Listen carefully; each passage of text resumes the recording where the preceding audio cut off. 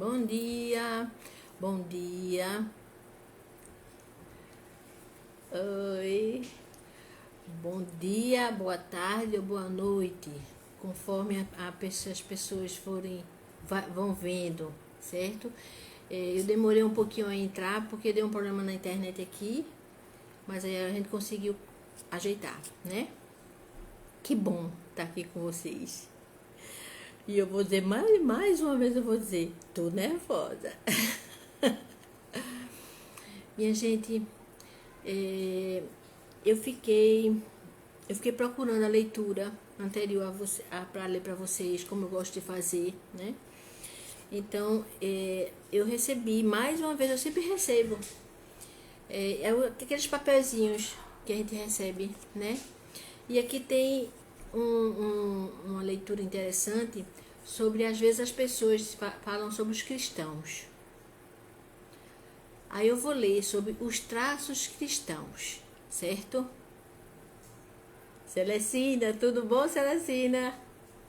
Ah, Bárbara. Um beijo no coração de vocês. Traços cristãos. O cristão deve ser, no grupo, um ponto de apoio.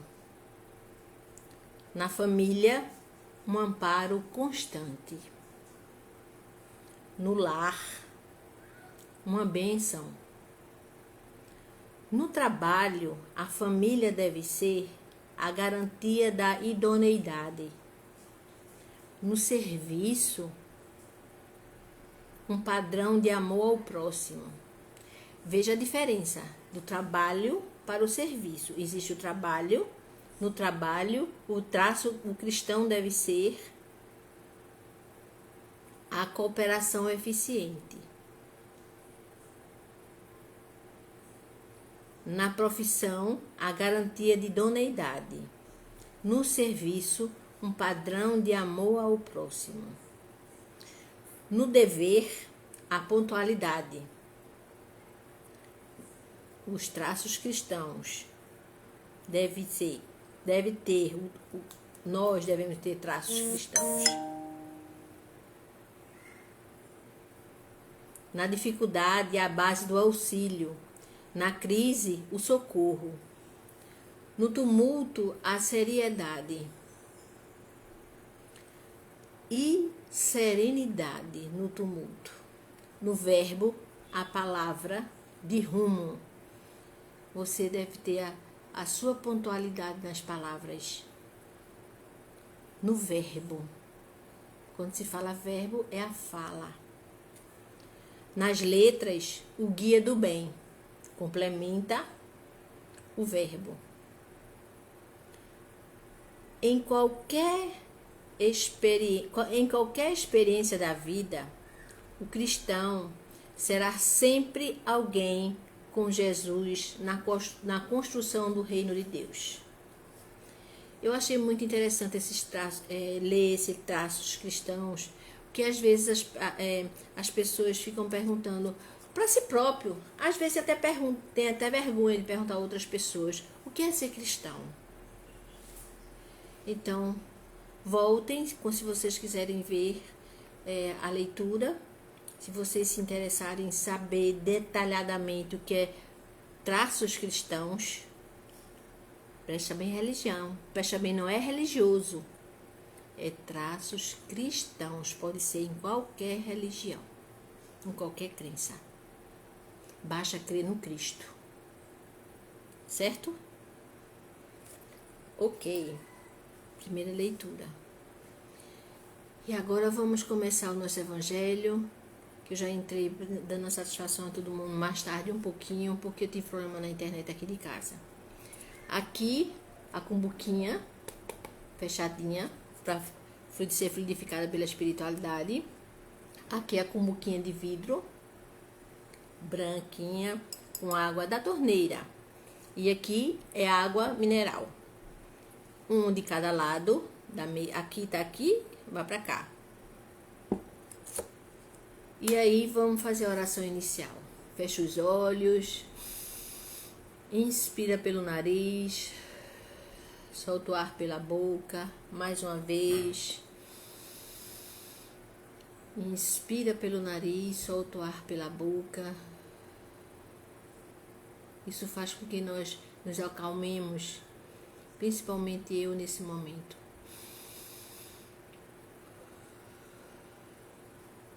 Vamos pedir aos amigos espirituais, ao meu guia espiritual e ao guia espiritual do trabalho, do Evangelho no Lar,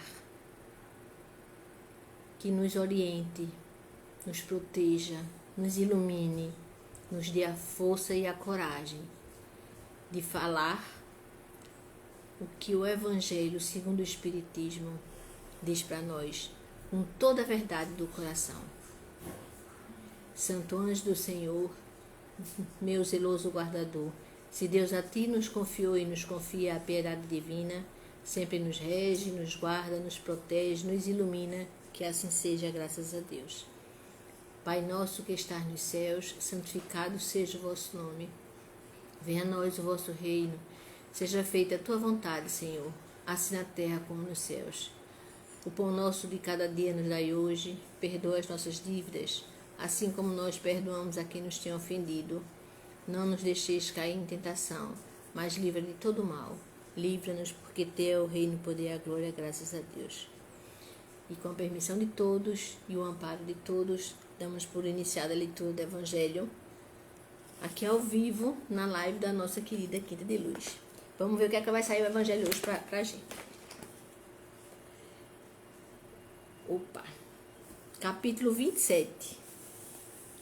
Pedi e obtereis.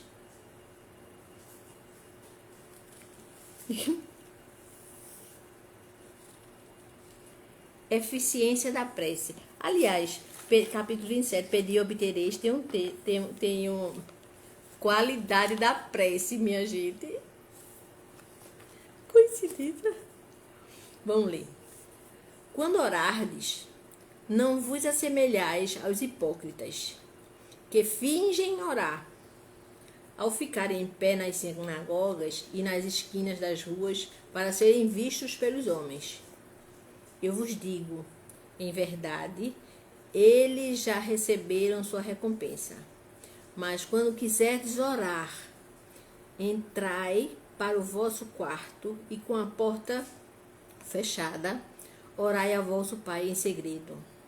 E vosso Pai, que vê o que se passa em segredo, vos dará a recompensa. Não faleis muito em vossas preces, como fazem os pagãos, que pensam que é pela quantidade de palavras que são atendidos. Não vos torneis semelhante a eles, pois vosso Pai sabe do que tendes necessidade, mesmo antes de pedires a Ele.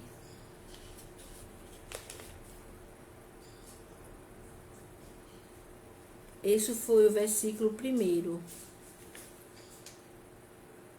Eficiência da prece. Seja o que for, é o item 5. Seja o que for que faça.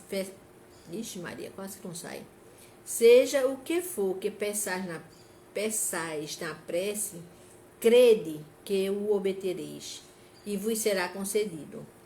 Marcos, capítulo 1, versículo de 11 a 24. Há pessoas que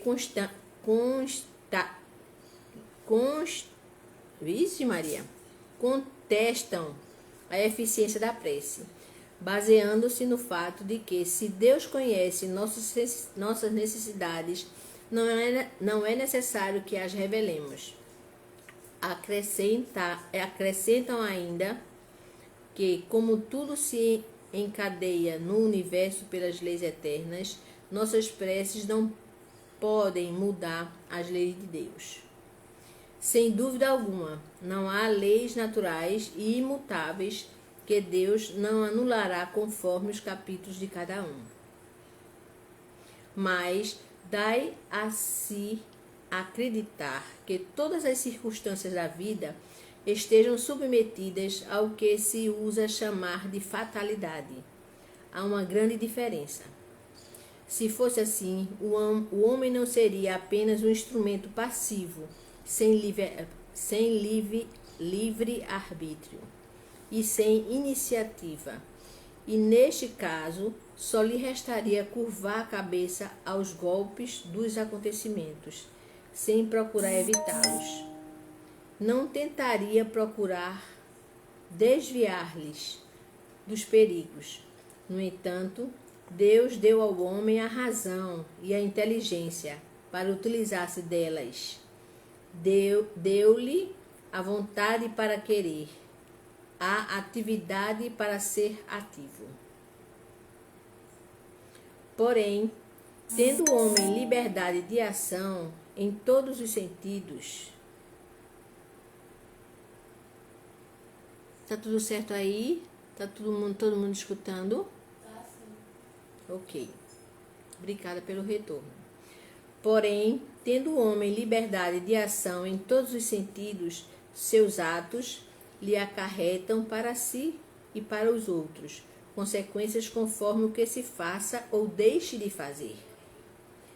É por essa razão que certos acontecimentos acabam, obrigatoriamente, escapando ao que costumamos chamar de fatalidade, mas que em nada alteram a harmonia das leis universais. Da mesma maneira que o avanço ou o retardamento dos ponteiros de um relógio não anula a lei do movimento que rege o seu mecanismo.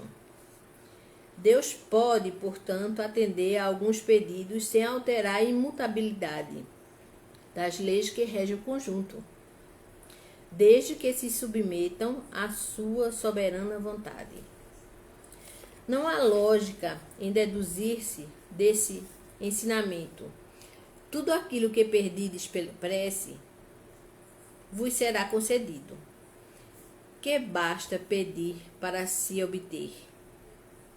É injusto acusar a providência de não atender a todo pedido que lhe é feito, porque ela sabe melhor do que nós o que é para o nosso bem. Assim procede um pai sábio que recusa ao seu filho as coisas que lhe seriam prudenciais. Geralmente o homem vê apenas o presente. Em vista disso, se o sofrimento é útil à sua felicidade futura, Deus o deixará sofrer, tal como o cirurgião deixa que o doente sofra as dores de uma operação.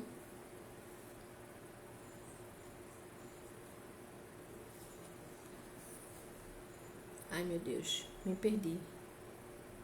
Esse texto é grande. Tal qual um cirurgião. Em vista disso, se o sofrimento é útil à sua felicidade, Deus o deixará sofrer, tal como o cirurgião deixa que o doente sofra as dores de uma operação que lhe trará a cura. Deus sempre lhe dará a coragem, a paciência e a resignação, quando se dirige a ele com confiança e lhe inspira os meios de se livrar das dificuldades por si mesmo, ajudado pelas ideias que fará os bons espíritos lhe sugerir, deixando-lhe assim o mérito da ação. Deus ampara aos que se ajudam a si mesmos, conforme o ensinamento. Ajudai-vos e o céu vos ajudará. Mas não aos que tudo esperam de um socorro alheio, sem fazer uso de suas próprias capacidades. Infelizmente, a maioria prefere ser socorrida por um milagre do que fazer algum esforço. Isso merece ser lido novamente.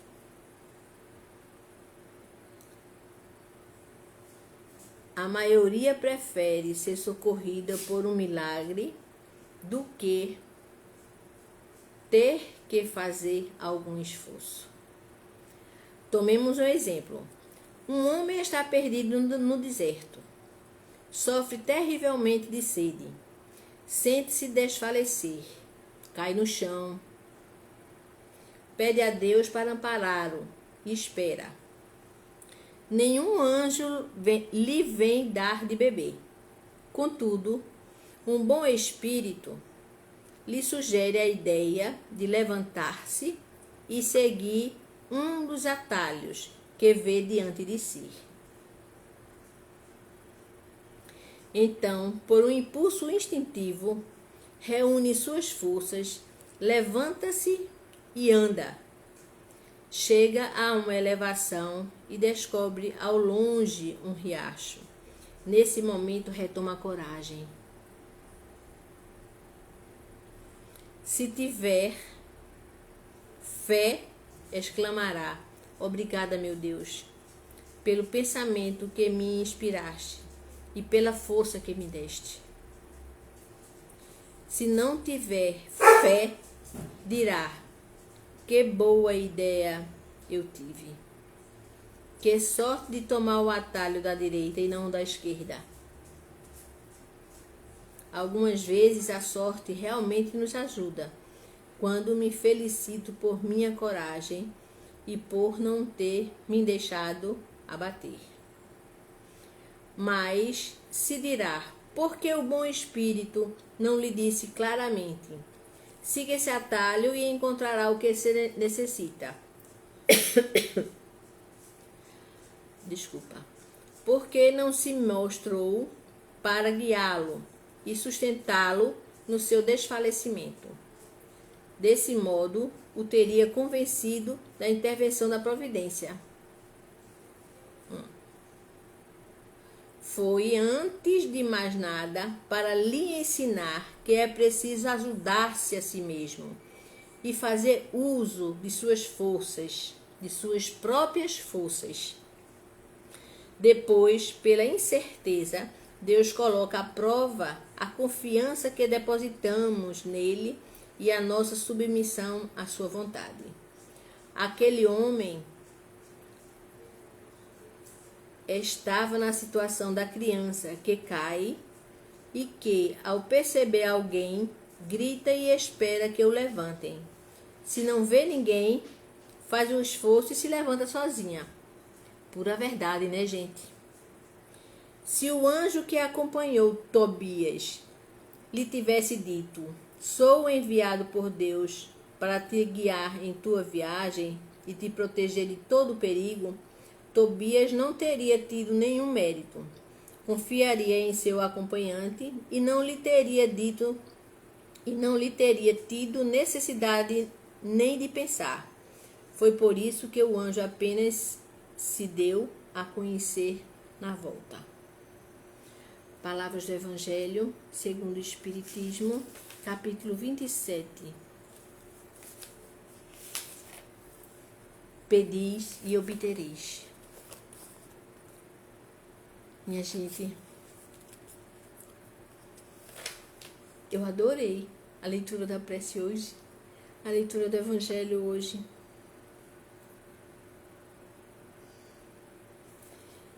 Tem um trecho aqui que eu gostaria de reler, se vocês me permitirem. Obrigada, meu Deus, pelo pensamento que me inspiraste e pela força que me deste. Isso é o que um cristão deve orar, pedir e agradecer. Pede com fé. Você vai receber a resposta. Se abra para a resposta. Todos nós devemos fazer isso. O cristão, aquele que quer em Cristo. Não importa a religião que esteja, a crença que seja, é cristão. Crê no Cristo maior. Vamos levar esse evangelho durante a semana.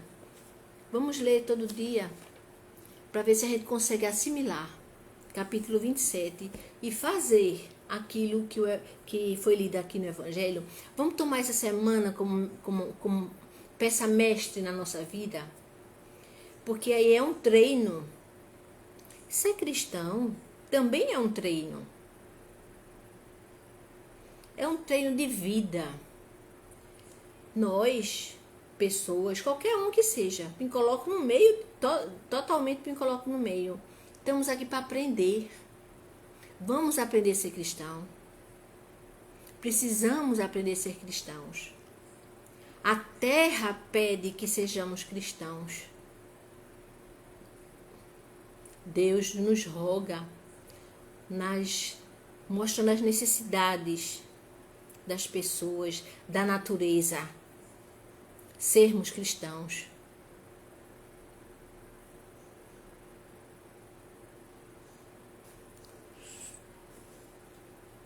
Então, vamos ter qualidade na prece que fazemos.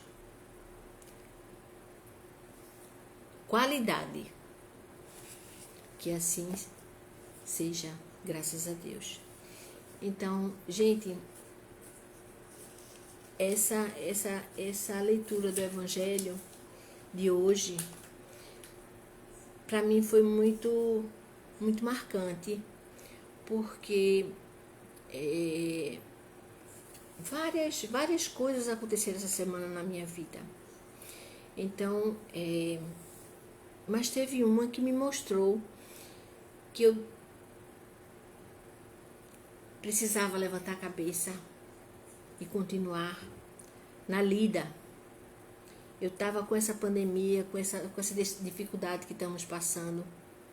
A terra está passando, porque o homem está proporcionando isso, que a terra sofra. A terra não é um ser humano, mas é humano. Ele nos dá consciência, ele nos dá a condição de continuarmos sendo homens, mulheres, crianças, humanos. É aqui que nós viemos, é aqui que nós pedimos para vir, é aqui que nós, às vezes, somos mandados, pedidos, indicados, sugeridos a estarmos aqui para realizar trabalhos. A essas criaturas que têm essa missão, eu peço muita saúde para elas. Saúde e mais consciência. Para nós, eu peço sabedoria em saber reconhecer e saber pedir. Que assim seja, graças a Deus. Pedis com o coração e recebereis. Essa vai ser o nosso lema da semana. Não se esqueçam. Vamos já encerrar o nosso evangelho.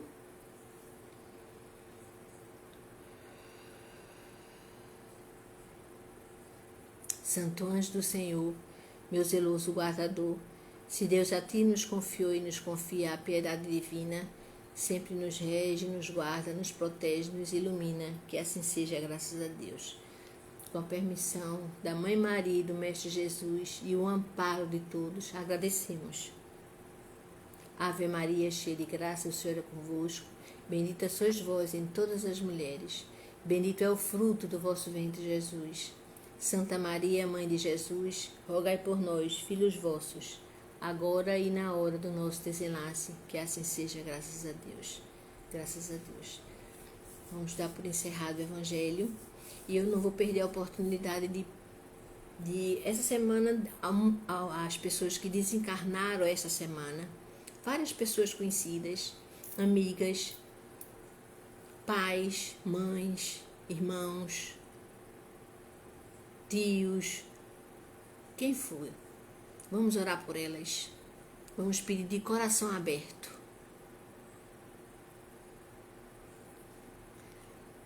Para que a Mãe Maria tome conta delas. Peça para que você vá ajudar ela no seu sono. Você tendo condição e quiser, você vai. Que o amor do Mestre amado Jesus nos dê força, coragem e fé. Graças a Deus. Boa semana para todos nós. Bom mês, final de mês de junho. E no final de julho a gente tá por aqui. Um beijo, gente, para vocês. Deus te abençoe. Tchau.